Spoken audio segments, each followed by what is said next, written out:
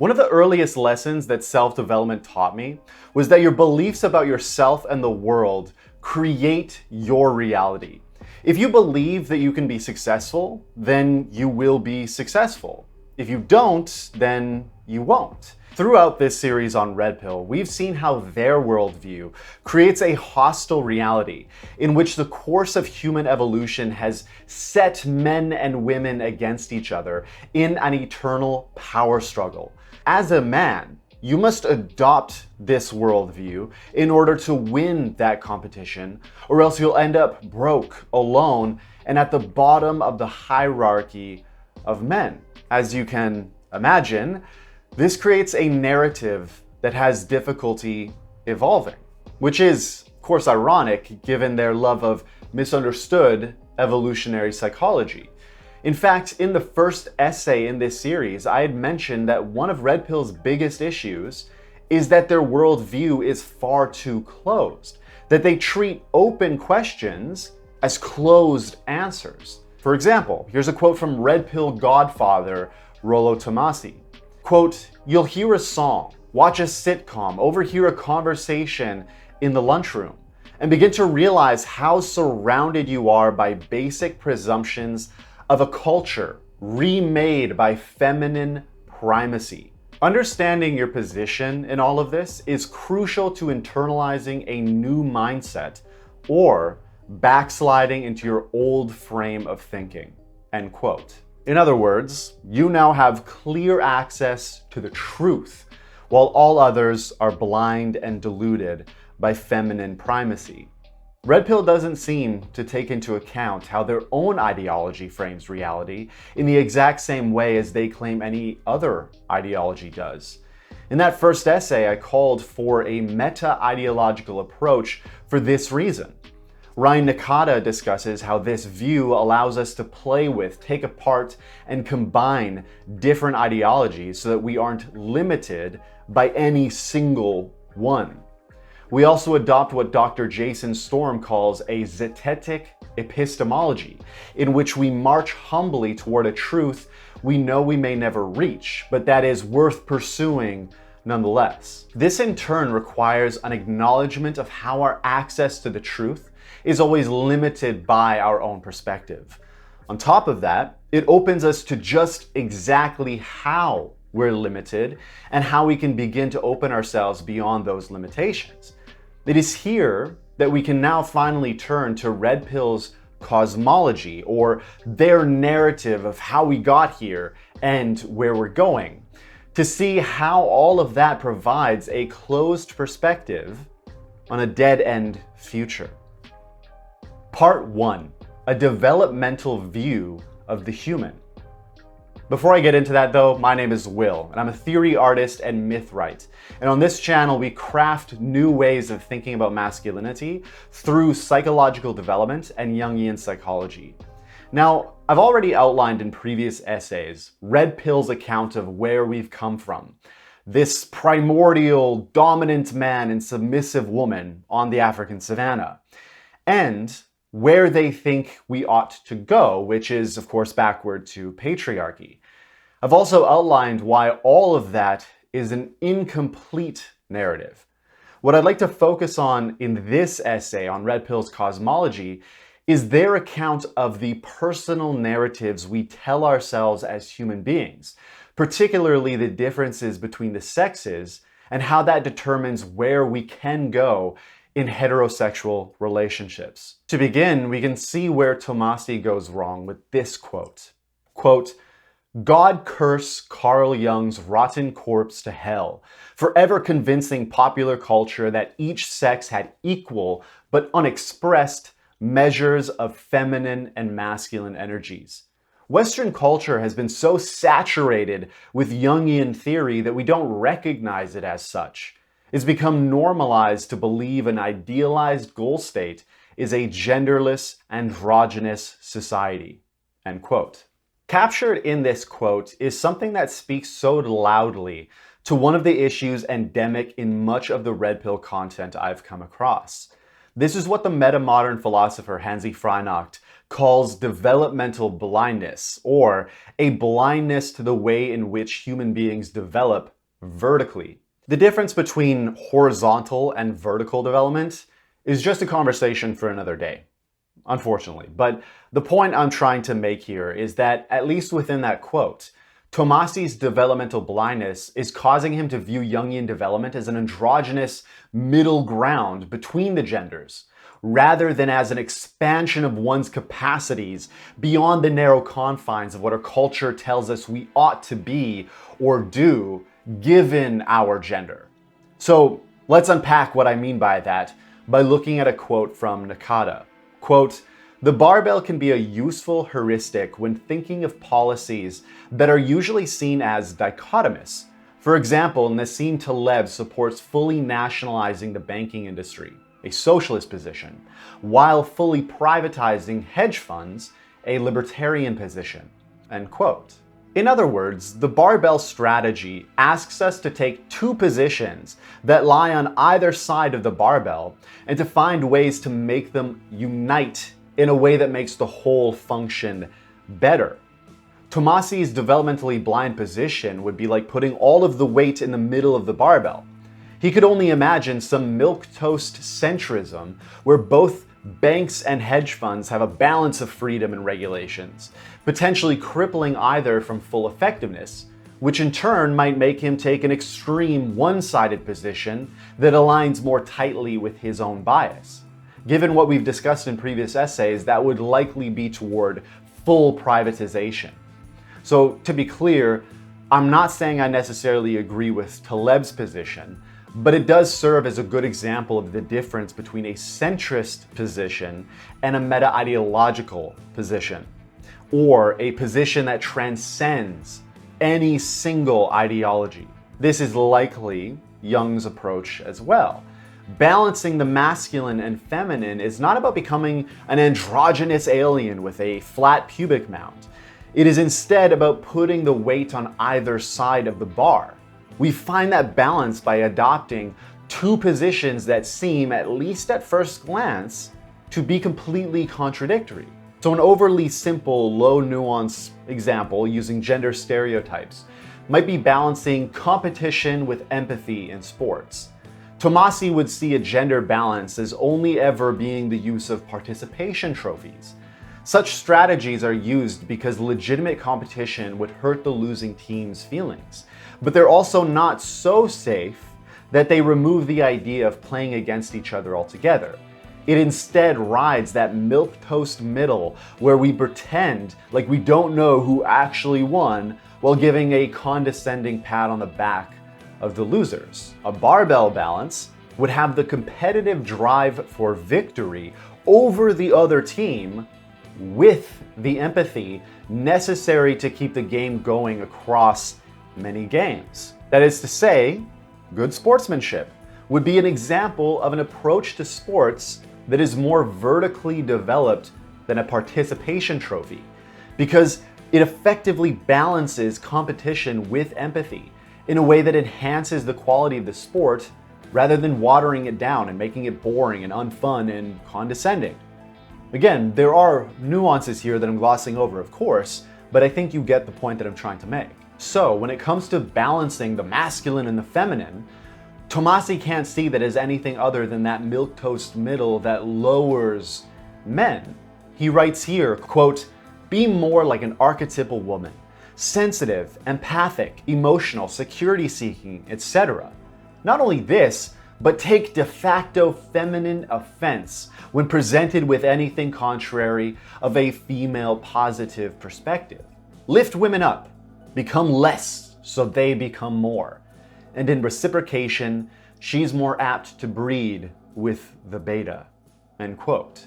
The mistake that he's making here, that I think he's making here, is to presume that there is a loss of masculinity with every move toward femininity. Again, there's only a horizontal movement toward, not vertical movement, right? We can obviously argue endlessly about whether any of these traits can meaningfully be categorized as masculine or feminine, but just for the sake of this essay, let's assume it really is that simple. So with that being said then, Why exactly isn't this a lowering of men or a loss of masculinity? How exactly is this strategy of balance at the ends of the barbell meaningfully different from a balance in the middle? To answer this question, we finally turn to the question about how exactly men and women are said to differ. Before we can talk about a vertical development of gender, we first need to answer this question. So let's turn to the work of Dr. Carol Gilligan. Quote, "The differences between women and men, which I describe, center on a tendency for women and men to make different relational errors. For men to think that if they know themselves, they will also know women, and for women to think that if only they know others, they will come to know themselves." End quote. Dr. Gilligan is pointing toward a gender distinction we've discussed in the essay on Red Pill's praxeology, which is that men tend to be biased toward agency and women tend to be biased toward communion. A highly agentic individual would be described as self-interested, assertive, logical, and competent, whereas a highly communal individual would be described as other-interested, warm, caring, and considerate. The researchers Chan, Yang, and Ibarra further state that, quote, "Communion refers to how well individuals connect with other people, whereas agency refers to how well individuals can achieve goals." End quote. Obviously, connecting with other people can be described as a goal, but they later make the distinction of individual goals. The point is that men are often biased toward thinking about their own self-interest as an agent within the environment, whereas women are often biased toward thinking about their relationships with other people. With all of that being said, you may think this validates Tomassi's claim that we have the rational male that ought to rule over the emotional female. As Dr. Robert Keegan says, however, the distinction is not between dominance and submission, but in where and how they focus their efforts. He makes a distinction between agency and communion orientation, which he refers to as style, and how they manifest at the level of conformist versus individualist. At conformist, we could say that the agentic style acts as a representative or agent of their group or culture, while the communal style acts to maintain relationships, to commune with those within that group. They are each of them followers of rules set down by their authority figures, each acting in accordance with their culture's social norms. And so this is part of the developmental blindness I was referring to. Tomassi sees the difference between agency and communion and assumes that the difference is one between the dominant and the submissive. From here, he can only see the masculine leader becoming more submissive the more he learns from the feminine. He doesn't see that they both can be followers. It's just that they act differently due to their different focus. Developmental awareness would allow us to see the difference in focus of either style while also seeing the difference between conformist and individualist. Both Dr. Keegan and Dr. Suzanne Cook-Reuter discuss stages of development and how each style shows up at those stages of development. The two stages we are going to look at here are between the herd mentality of the conformist and the self-authorship of the individualist. I've discussed these stages in depth in my essays on the chained vortex and then on the witch. There are more stages in between and after, but let's just keep it simple for the larger point I want to make here. If you want a very broad strokes overview of some of these stages, you can check out my essay, Why Pain is Necessary for Growth. But in either case, as conformists, both men and women are governed by their culture and authority figures, whereas by the individualist stage, they are far more governed by their own internal set of values and challenge the rigid assumptions of their cultures. Dr. Cook-Reuter further makes a distinction between the agentic individualist and the communal pluralist. Both are at the same stage, but their difference in style changes how that stage manifests within themselves and with their relationship to the environment, including other people. That being said, what I want you to take from this section so that it doesn't get too complex is that there are stages of development in which a person, regardless of gender, can be more conformist or more individualist. These stages are different than the style with which a person, again regardless of gender, engages with themselves or the world, being more agentic or communal. Already you can see how easy it can be to conflate these things. What is meaningfully different between someone who is agentic and someone who is individualist? Are they not just the same thing? In the next section, we'll begin making these distinctions clearer by considering the red pill claim that women hate male emotional vulnerability. Part 2. Women hate emotional men? So in previous essays, I've described the difference between conformist and individualist as the difference between being guided by an external compass, which is dictated to you by your culture, and being guided by an internal compass that you've created for yourself. Tomassi, on the other hand, speaks about the movement from the femme-centric social conditioning of the feminist matrix to the faux individuality of his neoliberal, androcentric, and bioconservative definition of true masculinity. You can check out each of those 3 essays that I have on my channel. But that is to say, this really is the mere movement from one external compass to another. However, Tomassi obviously doesn't see it as that. So let's unpack that by starting with a quote that Tomassi takes from a man by the name of Peregrine John. Quote, "We want to relax. We want to be open and honest. We want to have a safe haven in which struggle has no place, where we can gain strength and rest instead of having it pulled from us. We want to stop being on guard all the time and have a chance to simply be with someone who can understand our basic humanity without begrudging it. To stop fighting, to stop playing the game just for a while. We want to, so badly. If we do, we soon are no longer able to." End quote. In other words, romantic relationships are a hostile battle where a man cannot rest or relax, or else he will soon find everything taken from him. The issue implicit through Tomassi's work and much of what I've seen of Red Pill is that they forget there is an entire other human being in a romantic relationship, one with her own wants, needs, and desires. She can offer us this rest temporarily, but not completely, just in the same way that we cannot offer it to her. To realize that doesn't justify the belief that she is only capable of the opposite extreme, which Tomassi states men crave protection from. Quote, "There is no rest, there is no respite or reprieve from performing. But so strong is the desire for that unconditional love assurance that men thought it prudent to write it into traditional marriage vows. For better or for worse, for richer or for poorer, in sickness and in health to love, cherish, and obey, forsaking all others until death do you part." In other words, a pledge of unconditional love in spite of all circumstances. End quote. So, in the face of a woman's hypergamous opportunism, in which she'll drop you for a more alpha male at your first sign of weakness, a man can never relax. Here we see that the call for dominance over women, to make her vow to obey, emerges less from some biological necessity and more from fears of the dangers of intimacy. And remember that because it's a very important point in the next section. In either case, a woman's autonomy and desires that I referenced earlier are things that are ideally dissolved once she is forced under your control, into your frame or interpretation and definition of reality. As Tomassi says, quote, "There is no quality woman. That's an idealization.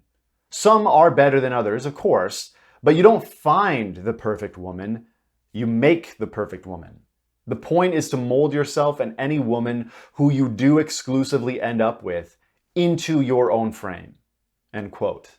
So because a woman cannot give you unconditional love and will leave you for a more alpha male at the drop of a hat, you are forced to relinquish any need for emotional connection in favor of dominating her into your frame. This is about as unilateral an understanding of love as one can imagine.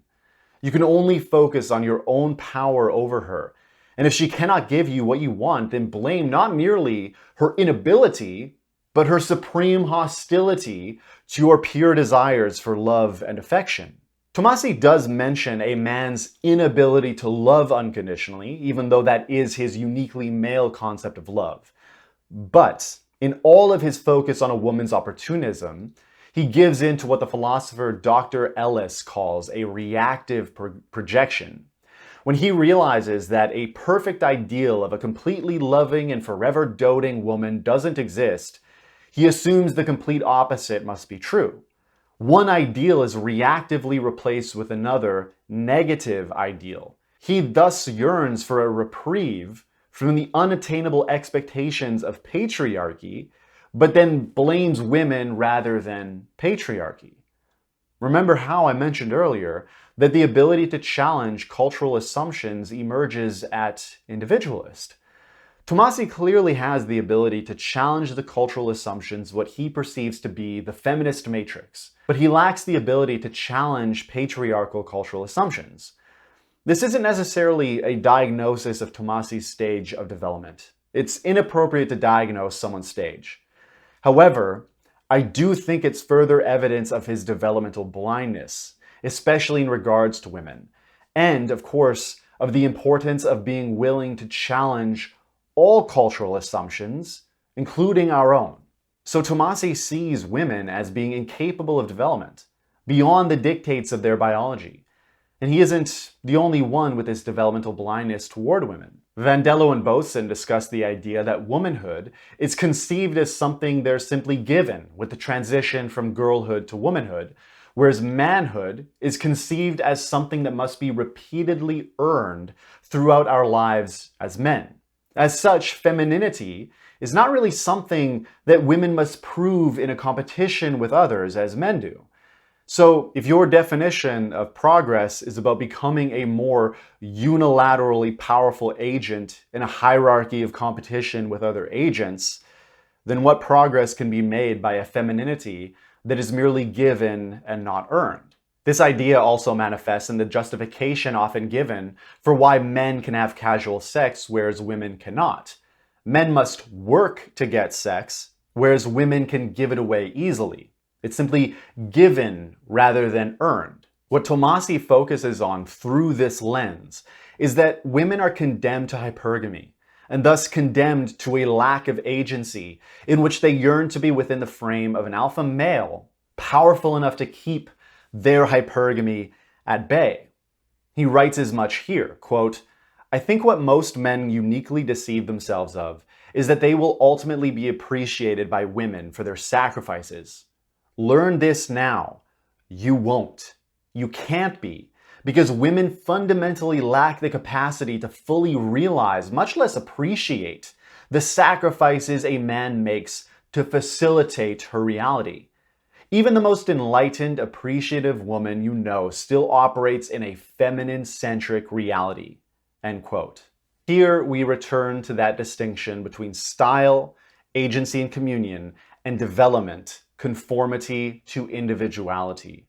A woman lacks agency, defined here as the pursuit of any real self-interested goals outside those dictated to her by her biological need for reproductive success, and so cannot develop any legitimate appreciation for a man outside of his ability to either provide her resources or genes that ensure the survival of her offspring. I discussed this biological reductionism in the first essay of this series on Red Pill's Worldview. Again, however, the point is there is no development possible for a woman beyond her bias toward communion, misunderstood as a bias toward compliance to a man, and her hypergamous inability to love and appreciate him, which requires his dominance to earn her submission. In such a defensive position, we can see justified the fear of expressing emotional vulnerability to such a woman. Just makes sense. Dr. Valkenburg writes the following in regards to how Red Pill views emotional vulnerability. Quote, "Man's seemingly powerful desire for subjective and emotional sexual connection, then, is actually just a reflection of the feminist matrix, which deludes men into consenting to exploitative relationships, end quote. Tomassi himself adds, quote, unguarded, easily expressed emotion is an evolved feminine trait. It's not that men should become social robots. Displays of a man's emotions should be rarely given divine gifts for women who are generally lacking in true appreciation as it is, end quote. Fair enough, men shouldn't be robots. But he makes it clear that emotional vulnerability is antithetical to a successful relationship. Given everything we've discussed about the viciousness of women, this just makes a lot of sense. How can you express vulnerability when it'll drive her into the arms of a better, stronger male? But of course, is that actually true? Are women truly so incapable of development beyond their biological predisposition to hypergamy? We've already questioned the veracity of hypergamy in previous essays, but for the sake of this essay, let's not go too deeply into whether or not women's biology functions in this way. Instead, let's see whether they are truly condemned to hate emotional men by first questioning the developmental blindness that would have us believe they are condemned to their biology. Part 3, in a different voice. Let's finish that quote from Dr. Gilligan that we covered earlier. Quote, the differences between women and men, which I describe, center on a tendency for women and men to make different relational errors. For men to think that if they know themselves, they will also know women, and for women to think that if only they know others, they will come to know themselves. Thus, men and women tacitly collude in not voicing women's experiences and build relationships around a silence that is maintained by men not knowing their disconnection from women and women's not knowing their dissociation from themselves. Much talk about relationships and about love carefully conceals these truths, end quote. It is this difference in focus between the sexes, between the agency-biased man and the communion-biased woman, which leads to women's voices being silenced. So before I continue along that avenue, I think a nuance is important. In many ways, the voices of men are also silenced, but it is in our need for communion that we are silenced. The issue here is that agency, which is often associated with men, is privileged, whereas communion, which is often associated with women, is disadvantaged. The effect of this is that men are given voice, even if only as hyper-agency, whereas women are not, unless they conform themselves enough to what we expect from men. So, to be very clear, it is hyper-agency given voice and communion that is silenced. To help explain how this happens, Dr. Gilligan goes on to write, quote, it is obvious, Virginia Woolf says, that the values of women differ very often from the values which have been made by the other sex. It is the masculine values that prevail. As a result, women come to question the normality of their feelings and to alter their judgments in deference to the opinion of others, end quote. In other words, in a culture that is itself agency biased, the communion bias of women leads to them being devalued and denigrated unless they learn to play like a boy. A woman looks to a world that valorizes ways of being which she herself doesn't share. She'll experience this as the denigration of her own voice and the motivation to conform to the masculine in mimicry or submission. Her submission will then be conflated with feminine modes of being, so that her later attempts to find her feminine voice will easily become finding a deeper submission. I hope you see how that works. This, of course, doesn't mean that women cannot lead or be successful. Again, it may simply mean that the environment prioritizes agency over communion. Just think about it. Are our political and economic systems structured in ways that select for agency over communion? An example would be girl boss feminism, which has been criticized for co-opting feminism as a marketing tool for capitalist interests. Here, women are motivated to conform themselves to the mode of being necessary to achieve success in the corporate world. This has been followed by a resurgence of the trad wife, a movement that promotes women's return to their traditional roles as homemakers. What else is this but the attempt to conform women to agency, only to have a reactionary attempt to have women conform to an allegedly traditional form of communion? Now, I'm of course not saying that women shouldn't be agentic. Another conversation for another day. My point in saying that is how important it is for you to recognize how gender, style, dominance, and submission are being so viciously conflated through everything I've said so far. Dr. Gilligan can help us understand why this happens. Quote, "Yet herein lies a paradox. For the very traits that traditionally have defined the goodness of women, their care for and sensitivity to the needs of others, are those that mark them as deficient in moral development. In this version of moral development, however, the conception of maturity is derived from the study of men's lives." End quote. In a culture that valorizes males and male-typical modes of being, is it any wonder that the development of boys was studied, whereas that of girls was not? That's not to say that the feminine was never valorized, but it wasn't really until Dr. Gilligan herself that the development of girls from conformist to individualist was studied. So, how does the moral development of girls and women differ from that of boys and men? Dr. Gilligan discusses the difference between an ethic of care and an ethic of justice, or for clarity, what I'll refer to as an ethic of freedom. With an ethic of care, women are more likely to care about the relational value that exists among a community of people.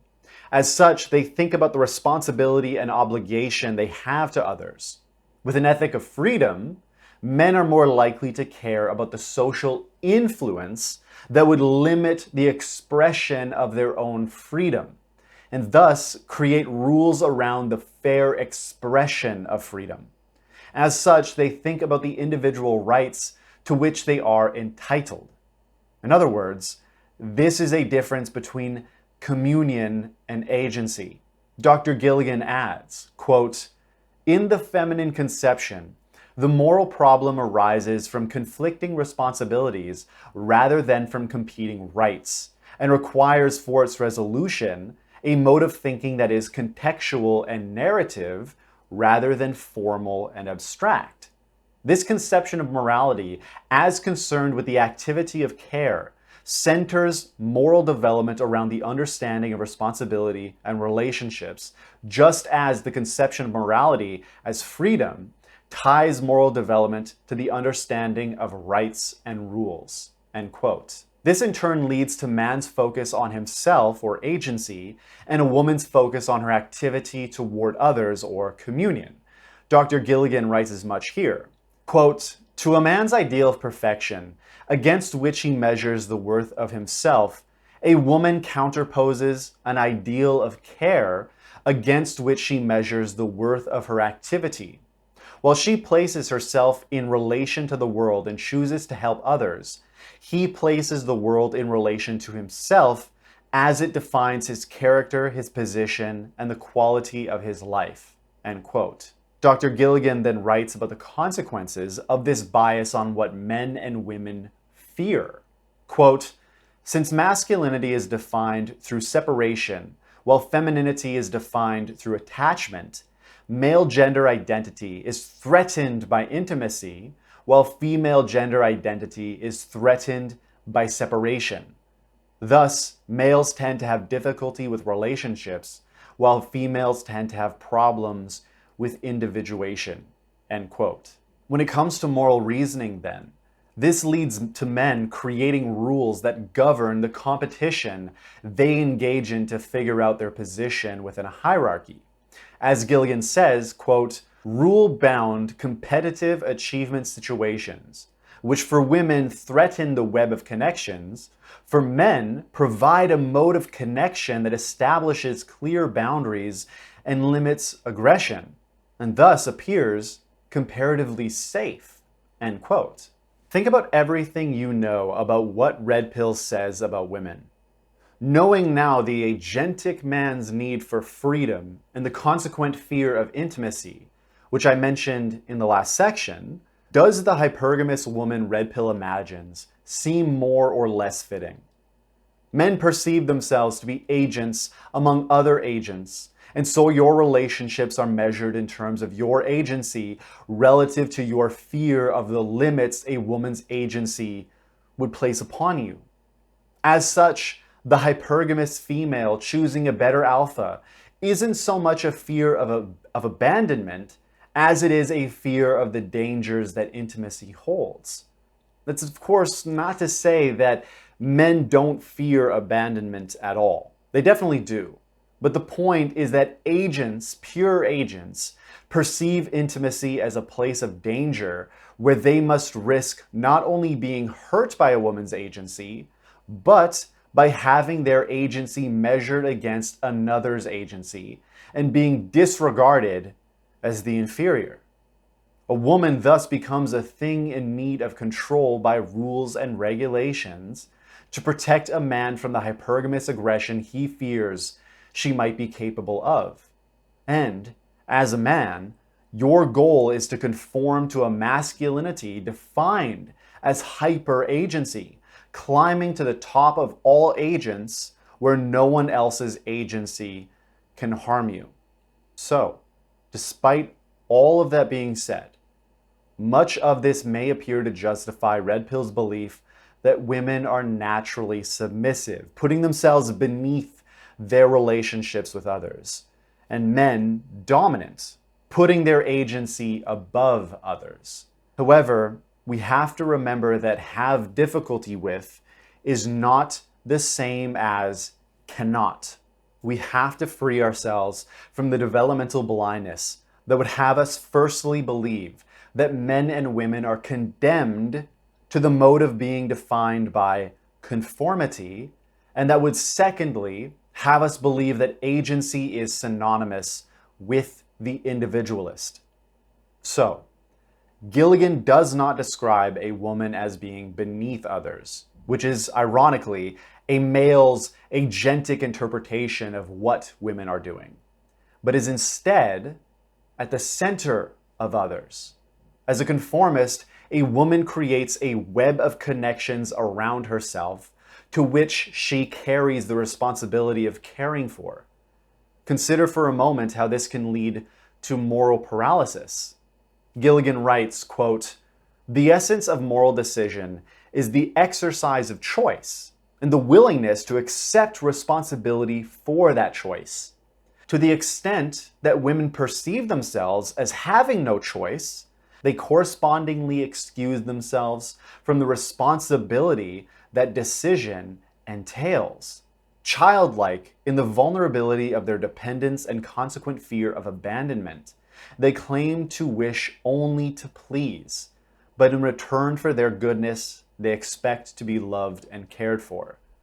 This, then, is an altruism always at risk, for it presupposes an innocence constantly in danger of being compromised by an awareness of the trade-off that has been made." End quote.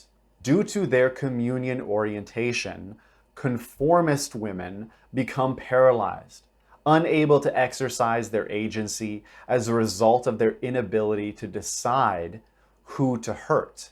A man, on the other hand, exercises his agency and abdicates responsibility for the collateral damage in pursuit of his own self-interest. This is often justified with cultural scripts like, "It's a dog-eat-dog world," but only to a certain extent. They are still bound by the rule to not murder, because that would decrease the overall freedom afforded to any agent to pursue their own self-interest. Ask yourself, what better person for a woman to abdicate her moral responsibility to? In other words, a conformist woman appears to be submissive to conformist men because the nature of her moral reasoning overwhelms her with a care for too many and an often total disregard for herself. Dr. Gilligan explains further how this can occur. Quote, "She is responsible for the actions of others, while others are responsible for the choices she makes. When thus caught between the passivity of dependence and the activity of care, the woman becomes suspended in a paralysis of initiative with respect to both action and thought." End quote. Such a conformist woman acts through a man or in other indirect ways, because that is the only way she can achieve the ends of her moral reasoning. Seen through the perspective of agency, this not only appears manipulative and conniving, but also appears completely dependent, and in some cases even incompetent. In some ways, it is each of those, but it is because her moral reasoning has her trying to do the right thing while maintaining the quality of the relational web she finds herself at the center of. Think also about the implications of this web of connections and the differences between the styles of agency versus communion. The top of a hierarchy of agents is the edge of the web, and the center of the web is the middle of the hierarchy at best. For each, the other's place of greatest safety is their own place of greatest danger. So for a conformist woman to find safety in asserting herself and risking the separation she fears at the edge of that web of relations, of connections, she must find a way to direct her care toward herself as the center of that web of connections, while also learning the difference between caring and not hurting. The first move is accomplished by the confrontation of the limits of her capacity to care as the center of the web of connections she has made, the creation of which was the entire goal of communal conformity. She must ask herself, what can I, as an individual, stand to care for? How can I care for my web of connections if myself as the center is weak and uncared for? To the communal, care for the self is selfishness. But this leads to a self-sacrificial passivity in which they depend on the agentic. However, Gilligan discusses how, through the willingness to communicate their own needs, such women are freed from dependence. They learn to redefine communion from self-sacrificial passivity in the name of care to assertive connection, still in the name of care. Once there, they can learn that there's a difference between caring for someone and not hurting someone, and not caring for someone and hurting someone. Whether that is care for themselves as having boundaries, or for the other as not being enabled and doing the wrong thing. One must realize that one can hurt someone because their care demands a harsh truth. This move is what creates an evolution in the communal away from the conformist need for the compliance in order to relinquish responsibility for the hurt caused with a moral decision.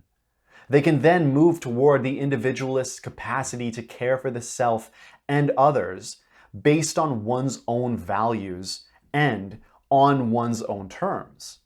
Thus, the conformist builds a web of relations around themselves in order to build a self that realizes it must care for itself as the center of that web. One's own self is now seen as another person that must be tended to, but one that allows a woman to care more deeply for others rather than as a thing to be sacrificed in the name of care for others. Part 4, the conformist woman feels an ick. My goal thus far has been to keep things as simple as possible because we're already dealing with very complex terrain. Understand that my discussion of development has been very, very simple. Okay, I've also been talking about men and women as if they're completely agentic or completely communal. But even as conformists, this just isn't true. It's not how it works. No one is a pure agent or pure communal. which is a fiction that Red Pill itself falls for, as I discussed in my last essay, Alpha Male, Submissive Female. So, please see beyond the generalities I'm using to make a point and understand that the reality is simply far more complex than I can talk about here. So please just keep that in mind. Just think of this as like training wheels that will help you get to the deeper perspective as I bring it in future essays. My point is that all of this requires a lot of nuance. We're pulling apart things that our culture often sticks together. And this is one of the reasons why developmental blindness is so pervasive. When we pull things apart and find new ways to stick them together, we're required to challenge fundamental assumptions that often carry a lot of emotional baggage. Just think about what it means for a communal conformist to develop toward individualist. In learning to care for herself, she is required to let go of how she currently defines her care for others, her children, her partner, her friends. She must learn to risk seeing herself as a bad, selfish, uncaring person in regards to the very people she cares most about. It's just easier for her and for the people who have come to depend on her care to pretend that women are just submissively nurturing as a biological inevitability. However, begin to think about how the self-sacrificial passivity of the communal conformist is seen by the agentic conformist. Remember that the communal conformist engages in that self-sacrificial passivity in which they tend to the quality of the relationships within the group. On the other hand, the agentic conformist acts as a representative of the group, enacting its will in the world. Both of them are bound by the code of conduct and social norms of their group, but the difference in their style shifts their often gendered role within that group. As such, from the perspective of the agency-oriented thinking typical to men, what communal conformist women are doing appears submissive. The key thing to remember is that women don't experience it like that. They aren't thinking about dominance and submission at all. That is not how communion works. That is how agency works. Dominance and submission are agency-oriented thinking. What they are experiencing as the communal is a desire to care, to tend. As conformists, they defer to the agentic because they cannot prioritize who to care for, least of all themselves. In practice, it becomes submission to an agent who can perform that moral calculus for them and free them from the paralyzing responsibility of a care defined merely as not hurting. So coming back to the question of whether or not women can handle emotional men, this may be why conformist women especially can sometimes have issues holding a man's emotional vulnerability. As such, we first need to understand the code of conduct and social norms about emotions that both conformist men and women believe they ought to follow. Display rules are the rules our culture teaches us about which expressions are appropriate in which context and in what ways. For example, laughter and crying are generally more accepted in public as compared to roaring or moaning. There's also a relaxation of social norms for all of these emotional displays in private settings. So, point being, if there are display rules in regards to the appropriateness of crying for either gender, does this determine how crying is perceived when displayed by men versus women? Well, obviously, yes, but only in specific contexts and by specific men. Research has found that crying women are accepted in any situation, but that only very masculine men are given greater room to cry.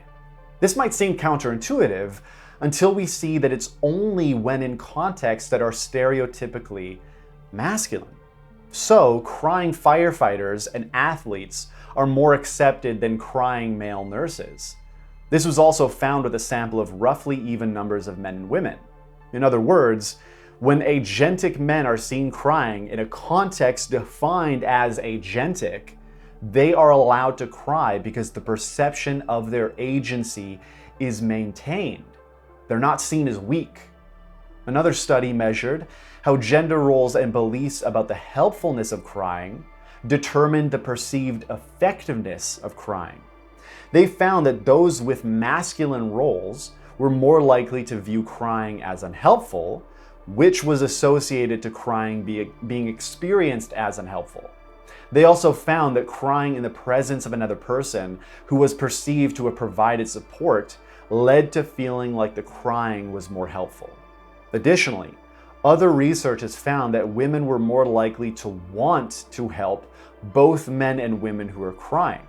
Men were more likely to want to help crying women, but not crying men. This all may be because girls and boys are taught that crying was less accepted for boys from an early age.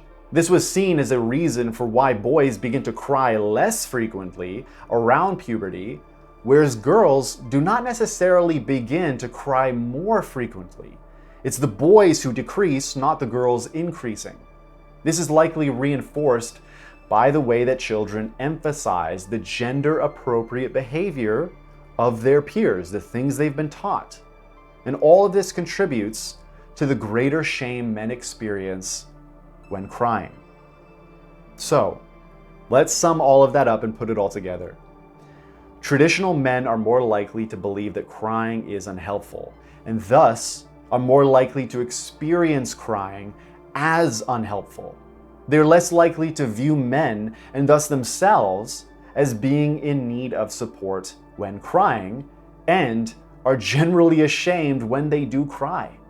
As such, they may simply be too afraid to seek the social support that would help them process their emotions, or even feel so ashamed when they do seek support that they don't experience it as helpful.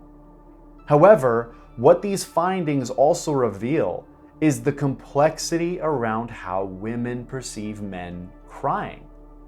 Women are more likely to want to help men who cry. They are also more likely to accept men crying when the men were in an agentic context. The author of that study emphasizes that it's inaccurate to say men aren't accepted for crying. It's that there are culturally determined conditions that must be met for their crying to become acceptable. Now, which women are most susceptible to culturally determined social norms in regards to men crying? Conformist women. This is why, if you remember, young girls around the age of puberty, in other words, those just entering the conformist stage of their lives, are likely to reinforce the gendered expectation that boys ought to cry less. As adult conformists, it makes sense that women would continue to have difficulty with emotional men, especially in the non-agentic, communion-oriented context of romance, where the man they are dependent on for their moral reasoning expresses so much emotion that he is seen as non-agentic. If he was expected to make the final decision, then he held the final responsibility, which allowed her to continue to care without facing the consequences of choosing the wrong way to express that care. Now, however, she must bear that entire burden on her own. Even though a communal conformist woman may want to help, which again the research supports, she may simply not be able to. The desire to care without the ability to prioritize leads to a paralysis that is easier to flee than to overcome. So far, we've seen how conformist women can be limited in their capacity to help, even though they may want to.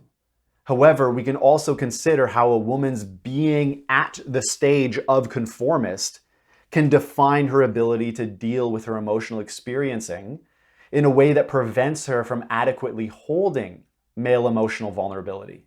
One way this manifests is what has been described as an ick reaction in response to a man crying.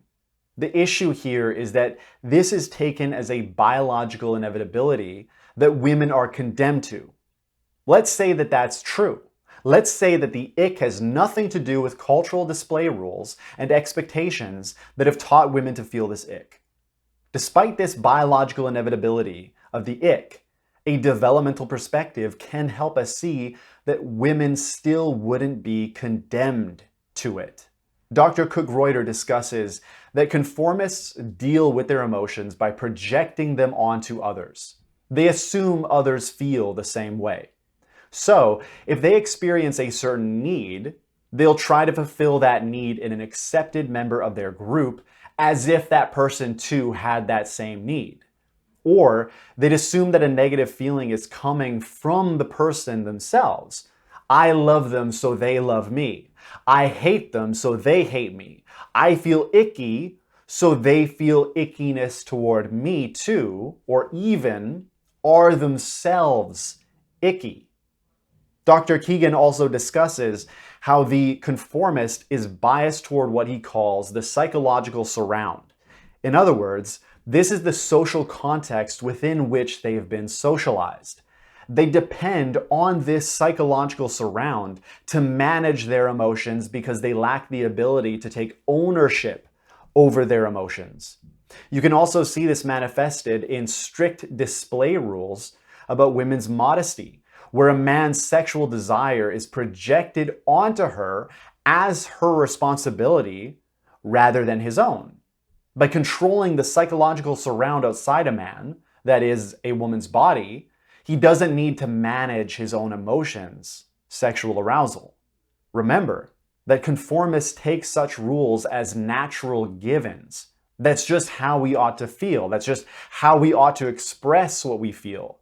Men are biologically weak if they cry. Women biologically feel icky when a man cries. Notice how these statements take biology for granted as unchangeable, as immutable. So, conformists feel themselves to be bound by natural laws, which are in fact often mere cultural rules, beyond display rules. Conformists are also subject to feeling rules, or norms and expectations that govern how people try or try not to feel in ways appropriate to the situation. So cultural rules are not just about how you express what you feel in public, private, or with certain people, but also how you enforce and then interpret what you and others feel. If women have been taught, boys don't cry, then they will interpret whatever icky feelings they have in a way that amplifies them.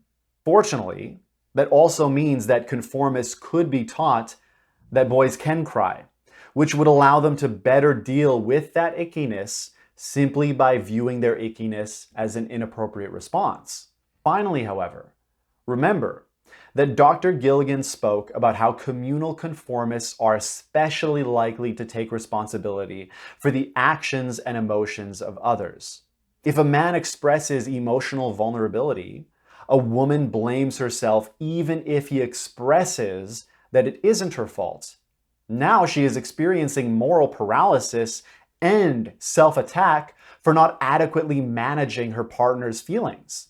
If emotionally overwhelmed, a woman may feel a shift from "this is all of my fault and I need to care for them as an accepted member of my group," to "this person is blaming everything on me. They can't be trusted. They're not in my group." So, with all that being said, let's try to connect all the dots we've established in regards to how conformists experience and manage their emotions. Firstly, they project what they feel onto the other. Secondly, they require their emotions to be managed by the environment, often with rules about how they and others ought to behave that they assume are just the natural way of things. Thirdly, communal conformists especially take extra responsibility for how others feel and put extra responsibility onto others for how they themselves feel. So what all of that means is that communal conformist women are put in a position in which they are unable to deal with whatever ickiness their biology causes them to feel or their culture has taught them they ought to feel. This is, of course, regardless of how much they may want to help their crying male partner. This is all the more likely when they are raised in a patriarchal culture that teaches them to expect men to be emotionally invulnerable and to denigrate their own moral decision-making as communal women as weak, passive, and submissive. All of this becomes even more likely when the men themselves are not given the education necessary to deal with the transition from the expectation of emotional invulnerability to vulnerability. Where women are not given the education to hold male emotions, men are not given the education to express their emotions in a way that even educated and developed women would be able to receive. In other words, is a man's emotional vulnerability expressed as blame, anger, or even as the shame he has been taught he ought to feel in response to his own tears? If he's a conformist, how likely is he to project whatever he experiences onto the woman trying to help him, despite her own cultural conditioning?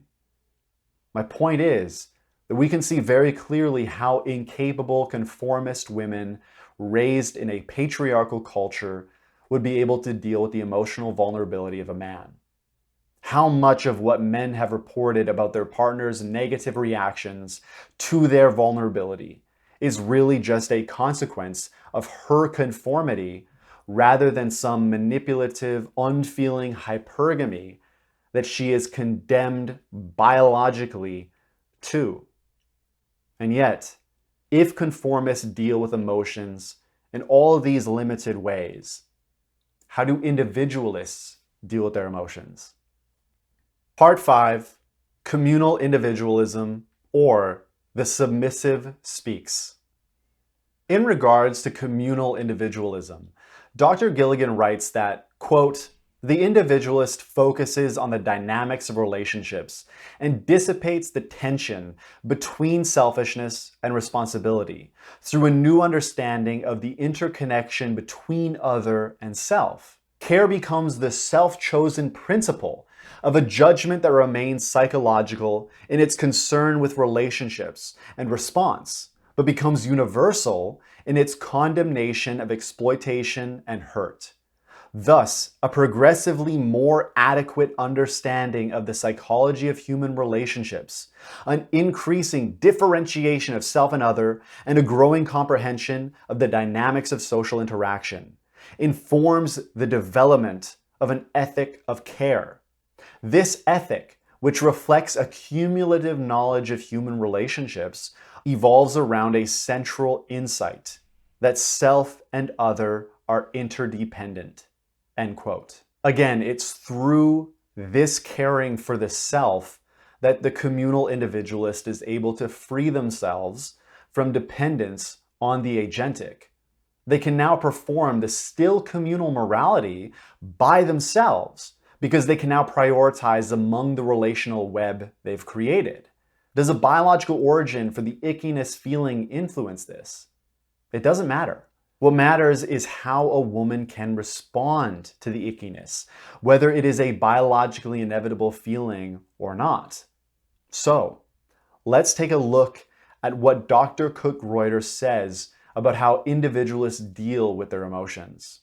Quote, "Individualists focus on epistemology, that is, to examine how they came to believe what they believe and feel, and how one knows and proves things.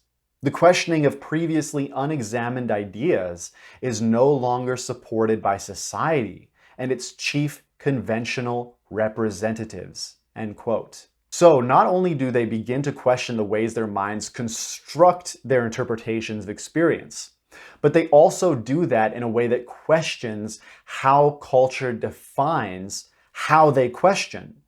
In other words, if a woman notices that she has a feeling rule in which she responds with ickiness to a man's tears, she can begin to question why she feels that way and whether or not she ought to feel that way.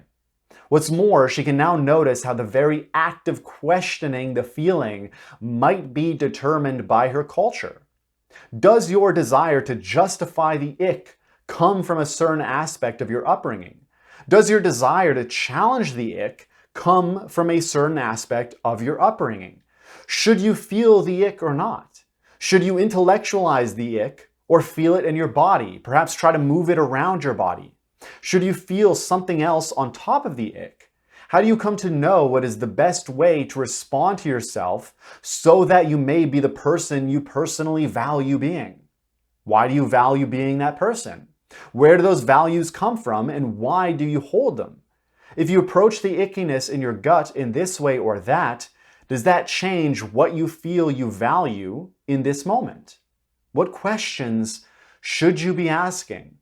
And how do you come up with better questions? Dr. Cook-Reuter writes about this exact process. Quote, individualists become interested in watching themselves trying to make sense of themselves.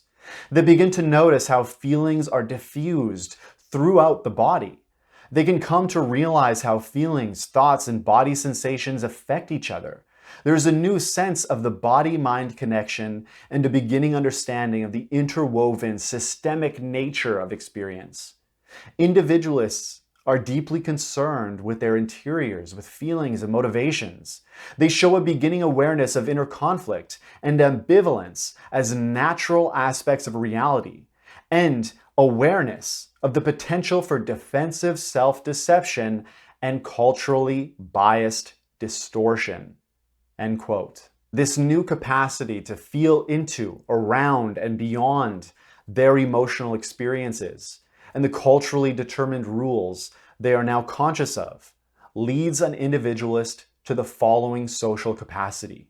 Quote, the very heightened capacity to contact the self and to introspect leads to a greater capacity to empathize with others and to tolerate different ideas, behaviors, and reactions. End quote. This greater emotional awareness affords the individualist a deep sense of empathy for themselves and others that the conformist simply cannot have. That is to say, does a conformist's compulsive need to enforce conformity in those around them stem from an inability to adequately process the emotional reactions they experience in response to the things that those others do? Do they do so because they've taken these emotional reactions for granted as the natural way of things? In other words, it isn't that I am feeling something I ought to question, but that you are doing something that God or biology has ordained you ought not to. This capacity to take ownership over one's emotions is one that all conformists have difficulty with. Remember, though, that the communal conformist experiences herself to be, as Dr. Gilligan states, quote, responsible for the actions of others, while others are responsible for the choices she makes. When thus caught between the passivity of dependence and the activity of care, the woman becomes suspended in a paralysis. End quote. The communal individualist, on the other hand, is able to put responsibility in its proper place because of at least two new capacities: her new awareness of herself as someone to care for, and of the necessity of risking hurting someone in the name of a higher act of care. This frees her from her dependence on the psychological surround, on other people, and allows her to define the terms and form of her communion and care based on her own values, which again are themselves now free from the blind influence of her cultural context. So when it comes to the ick that causes women to reject emotionally vulnerable men, understand that often toxic views that hurt ourselves and others are the result of an unwillingness or inability to meet the complexity of reality. Our ideology or worldview, or our own lack of personal development, can limit us. We stick to simplistic explanations that justify our emotional state and relieve us of the work necessary to feel, think, and act with greater complexity. This work to flow with greater waves of complexity actually helps us open ourselves to greater empathy and vice versa. These two, complexity and empathy, feed into one another in a dynamic relationship where a capacity to hold the complexity of our own emotional reaction and values allows deeper empathy that gives us greater access to the complexity of another. This in turn opens us to more reason to empathize and a desire to be able to hold more of another's complexity. Again, regardless of whatever her biology would have her feel in response to a man's emotional vulnerability. The idea that she would be condemned to that reality is itself a conformist narrative on the future possibilities of any individual woman. This is how we begin to weave this explanation of the personal narrative or cosmology of women's development back into the understanding and deconstruction of red pill's cosmology, of their narrative about where we've come from personally and as a species, and where we all can go from here. If we are operating in a cosmological narrative that has women condemned to their biologically determined preferences for certain kinds of men, then we also condemn men to either attain that definition or be left behind at the bottom of a hierarchy that we've blindly taken as the natural way of things. If we are operating in a cosmological narrative that doesn't take into account how people develop through their lives and how their style, be it communion or agency, defines how they engage with the world and interpret the ways others engage with the world, then we condemn women to a moral paralysis in which their care is taken as a need for submission. And we condemn men to a position of unfeeling dominance where they never meet women as the equals they could become. So, with our cosmological narrative of the personal for women opened from the closed and decided answers that have criticized red pill for falling into, how does a barbell meta-ideological perspective on agency and communion help us redefine masculinity and relationships? What can we begin to see on this now open horizon of possibility? Part 6, the open horizon of transformational intimacy. I'd like to begin with a quote from Dr. Garcia Fabro. Quote, "My primary concern is the manner in which post-feminist biologism not only suppresses romantic and erotic creativity, but functions to secure an unjust and injurious sexual regime through disciplining women while privileging men." End quote. Here, she criticizes the use of evolutionary psychology to demand women accept their partner's porn use. Men simply have a higher sex drive, and so women are forced to change themselves to fit the biological immutability of male sexual appetite. This justifies a definition of relationships that lack any real creativity beyond what biology might dictate for us. We can again see this same issue manifested within red pill's cosmology. Males simply are alphas or betas. You either compete to earn your place in a hierarchy or you don't, in which case you find yourself maidenless at the bottom of that hierarchy. This is, in turn, because females simply are hypergamous, using what little agency they have to choose which male is powerful enough to have authority over them in exchange for his protection. What an awfully narrow view for the cosmological narrative of the human species. Is this really what we are condemned to?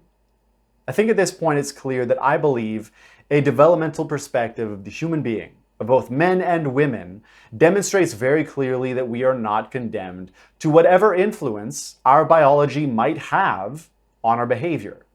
I've also made it clear throughout this series that I do believe that much of what red pill takes for biological givens may in fact be mere culturally determined rules that can be changed.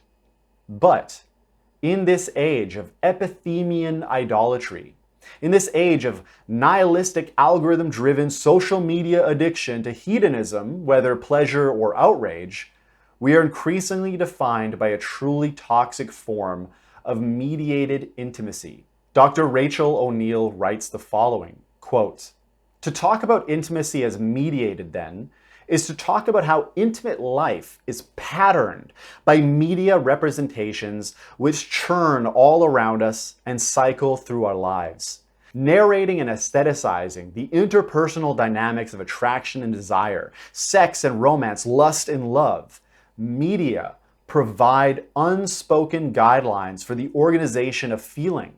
And while intimacy is always mediated in some sense, most obviously through language, but also through affect, bodies, technologies, media have become a key source of knowledge and information about sex and relationships, not least as the influence of religious dictum and other traditional forms of authority wane. Directed by commercial imperatives, the most widely consumed forms of media exploit readily recognizable and easily consumable tropes, thereby reproducing highly conventional ideas about what relationships should look and feel like." End quote. Within the red pill ecosystem, the rules of intimacy are dog eat dog, zero-sum, and decidedly unilateral.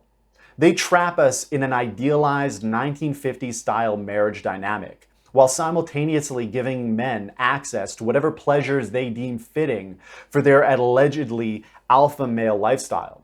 For them, this is what human relationships ought to look like, or else your partner will inevitably leave for a more alpha male, or at the very least, turn you into the cuck, unknowingly raising his children.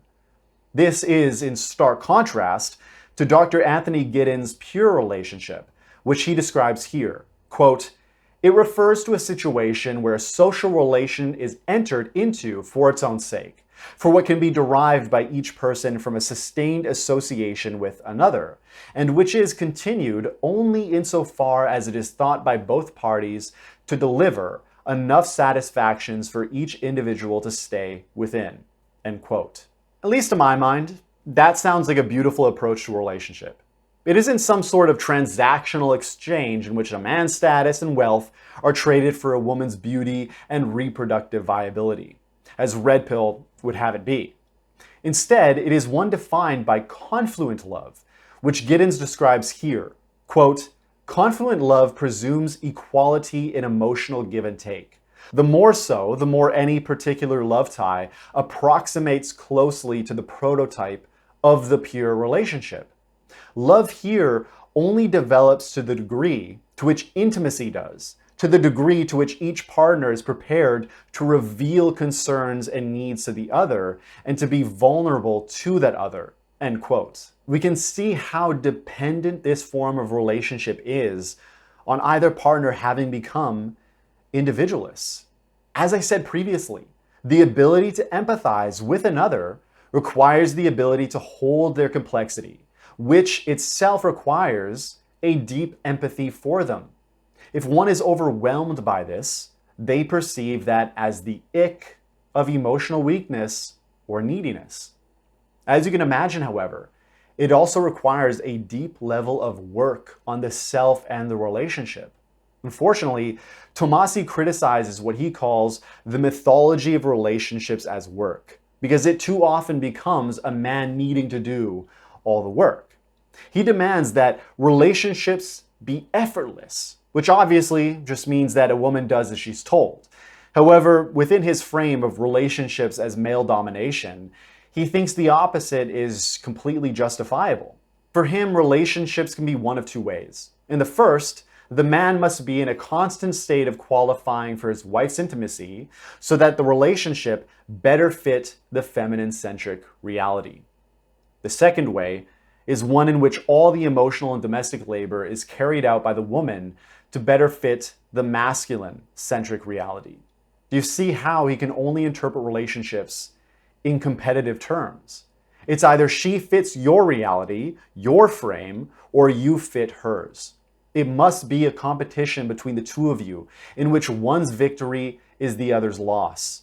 But the preferred victory is obviously the man's, because biology has simply programmed us to be a patriarchal species. I imagine that's a far cry from what Giddens had in mind when he wrote about the pure relationship. I've argued previously that Red Pill tends to view relationships in a reactive projection. Once you realize that romantic love is a farce, which it is, you react against it by creating an equally as fantastic ideal of relationships in the opposite extreme. It isn't that it's unconditional love, happily ever after. It's that it's male dominion over the hypergamous female who yearns to submit to an alpha male in a transactional exchange of beauty and status. Romanticized love becomes transactional neoliberal contract. I think this ideal for relationships, in fact, I think Red Pill's entire worldview has a very powerful anchor in the idea of unilateral power. The theologian Bernard Loomer defines unilateral power as having the most influence on others and being influenced the least. As such, you are in a competition with others over who is influenced the least. Tomassi makes it very clear that this is his idea of power with this quote: "In any relationship, the person with the most power is the one who needs the other the least." End quote. Again, we can contrast this with Giddens' notion of the pure relationship. Quote, "Clear boundaries within a relationship are obviously important for confluent love and the sustaining of intimacy. Intimacy is not being absorbed by the other, but knowing his or her characteristics and making available one's own. Opening out to the other, paradoxically, requires personal boundaries because it is a communicative phenomenon. It also requires sensitivity and tact, since it is not the same as living with no private thoughts at all. The balance of openness, vulnerability, and trust developed in a relationship governs whether or not personal boundaries become divisions, which obstruct rather than encourage such communication." End quote. Firstly, I hope you see how imbued that quote is with the self-interested agency of personal boundaries and the other interested communion of emotionally vulnerable openness. Secondly, what Giddens says could be a quote straight from Loomer's definition of relational power, or the idea that power is defined as having the most influence and being influenced. Here, we do not exchange power transactionally in zero-sum games, but create power together. Loomer describes it beautifully here. Quote, "Our readiness to take account of the feelings and values of another is a way of including the other within our world of meaning and concern. At its best, receiving is not unresponsive passivity. It is an active openness. Our reception of another indicates that we are or may become large enough to make room for another within ourselves. Our openness to be influenced by another, without losing our identity or sense of self-dependence, is not only an acknowledgement and affirmation of the other as an end rather than as a means to an end. It is also a measure of our own strength and size, even and especially when this influence of the other helps to effect a creative transformation of ourselves and our world. The strength of our security may well mean that we do not fear the other, that the other is not an overpowering threat to our own sense of worth." End quote. Given what we've discussed in this essay, it makes sense that the one who would most fear the influence of another is the agentic conformist man, where a communal conformist woman is likely to fear separation and thus run the risk of losing herself through fusing within a relationship. It is the man who, in his fear of intimacy, is likely to enact that fear through a domination that secures his separated agency. And yet, therein lies part of this journey we haven't covered in enough detail. We've already covered why it is that a woman doesn't crave male domination, but is it true to say that a man doesn't crave being dominant or a woman's being submissive? This is where we turn to in the next section. Part 7, communion plus agency equals relational power. Since my first entry into the world of red pill and red pill adjacent communities at the age of 18, one of the most abiding narratives that I've heard is that men prefer women who are submissive. Even before the idea of passport bros looking for submissive third world women became mainstream, guys were complaining about feminism turning Western women into overly masculine harpies who didn't understand how human biology actually worked. This leads us, of course, to question the answer that men really desire submissive women who know their place, and really to question the deeper answer that agency necessitates a definition of power as unilateral. In reviewing the literature on power, self-focus, and the big two of agency and communion, Drs. Shilak and Shihaka can help us understand why this is, fortunately, not the case. Firstly, they define power in unilateral terms, as shown here. Quote, social power is defined as asymmetric control over valued resources in a social relationship. This type of social asymmetry has been consistently shown to undermine social relations and result in corruption, end quote. They then go on to make a distinction between social power and leadership, the latter of which has a more relational power ring to it. Quote, but power and some of its less desired effects should neither be equated with merely holding a high position within a social or organizational hierarchy, nor with being a leader. In fact, the psychological effects of power often stand in contrast to the leadership demands, that is, pursuing collective good and focusing on others, end quote. I wanted to be sure there was a clear distinction between these two, social power and leadership, before I continue. Because when they speak of power, they do so primarily in unilateral terms. I think they would have been much better served with Loomer's distinction, because even though they make the distinction, a lack of sufficient clarity runs the risk of making one of the very conflations I have sought to differentiate. This is that power must be unilateral and transactional, and cannot be relational and co-creative, created by each other. Ironically, Chilak and Chihaka demonstrate that this is a very agentic conflation to make in the first place. They discuss how an increase in unilateral power promotes egocentrism and selfishness, but also decreases regard for others' feelings and lowers compassion toward others. This can explain why increased unilateral power often leads to a monopolizing of resources to use for one's own goals. Higher unilateral power also reduces taking advice from others, which can harm decision-making processes. In other words, unilateral power, defined as being influenced by others the least, unsurprisingly leads to a resistance to social signals. If you remember my red pill epistemology essay, then you might recognize how stunningly similar this seems to red pill's notion of controlling the frame. To remind you, this basically means that you as the man must always be in control of the terms and standards of any interaction, but especially those with women.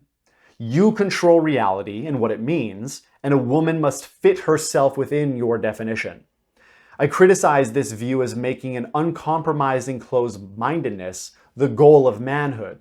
And again, this seems supported by Chilak and Chihaka. So with all that being said then, much of this seems like an indictment of agency, which Chilak and Chihaka themselves state is self-interested.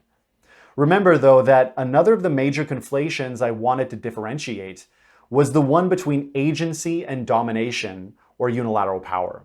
In line with that differentiation, what we found is that increases in power can actually increase pro-social orientation and make people more accurate in assessing the emotional states of others. So, why this contradiction?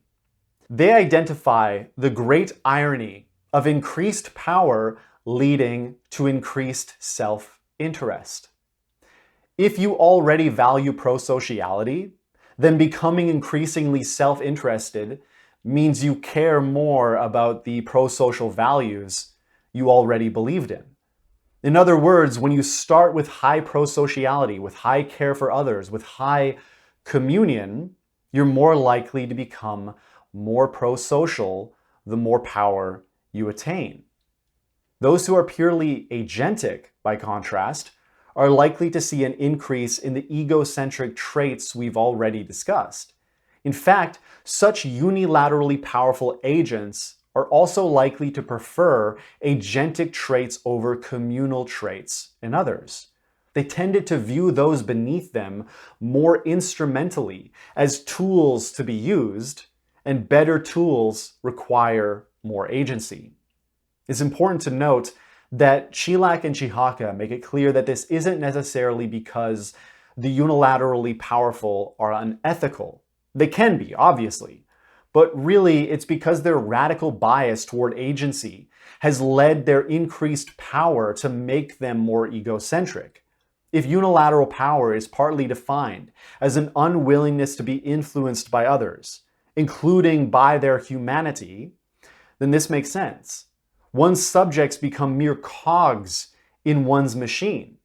Even if that machine really is working toward the greater good, right? Like actually is, we can obviously run into problems when we view people not as people, but as cogs in one's machine. As they say, the road to hell is paved with good intentions. Again, we return to an indictment of agency. However, we have to remember that no human being is purely agentic or purely communal, and the right kind of balance can and ought to be struck. This is the meta-ideological perspective that I spoke of all the way at the beginning of this admittedly long essay. Relational power is the means by which we see how masculinity and femininity, here taken to mean agency and communion, are not balanced through a milquetoast centrism that leads to androgyny, but by a reciprocal relationship where a higher quality of communion allows for a higher quality agency, which in turn allows for a higher quality communion.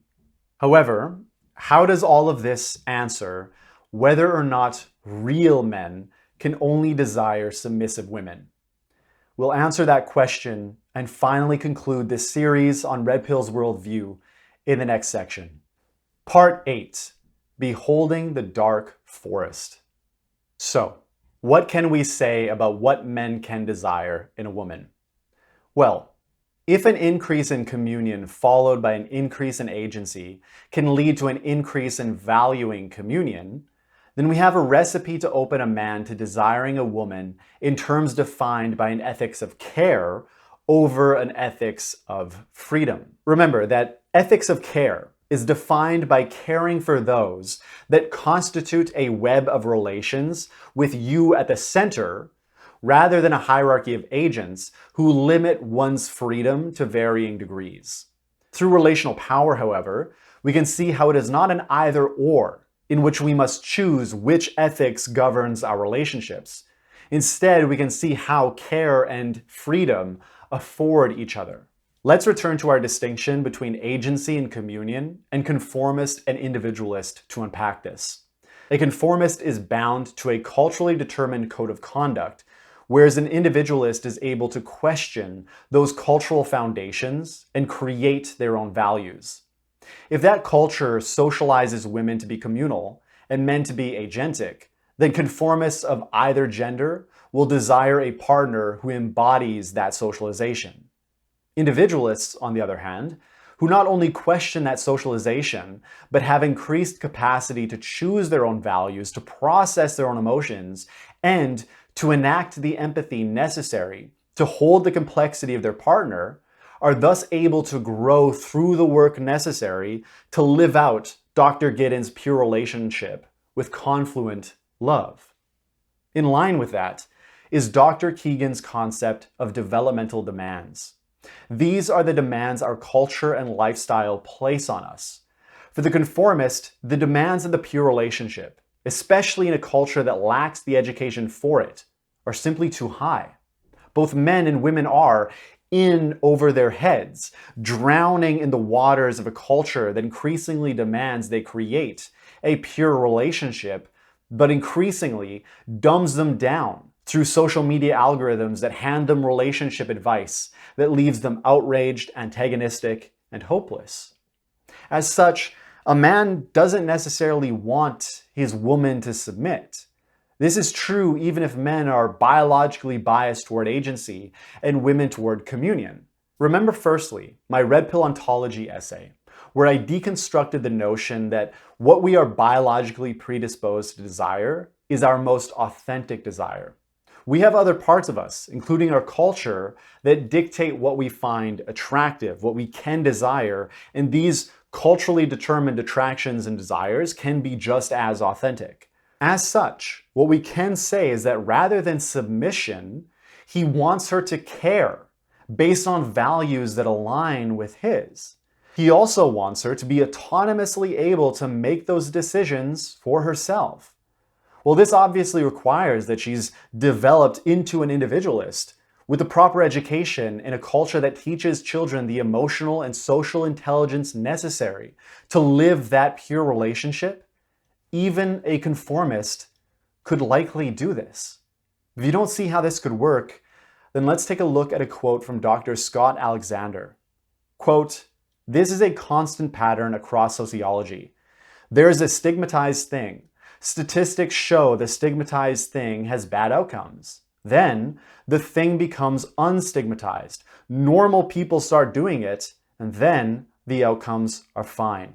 End quote. He was discussing how divorce used to be more likely when a woman was more educated than a man. However, this was only because men were more likely to be more educated than women. Today, this has reversed, with women being more likely to be more educated.